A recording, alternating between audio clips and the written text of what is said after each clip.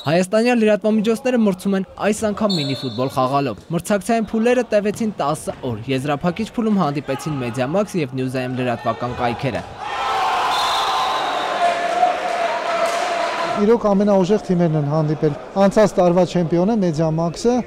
և ներկայիս հավակնորդը Նյուզայեմ կայքը։ Լրատվականները մրցում էին արտասահմանյան թղթակիցների ասոցիացիայի կազմակերպմամբ ու Հայաստանում առաջատար օպերատոր Vivacelem-TES ընկերության գլխավոր հովանավորությամբ։ Մրցաշարը լրատվամիջոցների համար լավ հնարավորություն էր գործընկերների հետ շփվելու համար։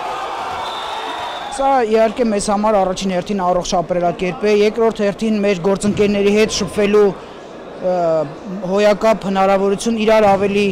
լավ ճանաչելու պետք։ 4-3 հաշվով հաղթեց Մեդիամաքսի թիմը։ Մինի-ֆուտբոլի 6-րդ մրցաշարի հաղթողը պարգևատրվեց Vivacelem-TES-ի 2015 գավաթով և մեդալով։ Մասնակիցները արժանացան նաև թիմի լավագույն ղեկավար, ամենագեղեցիկ գոլի հեղինակ և մրցաշարը լավագույն լուսաբանող լրագրող մրցանակների։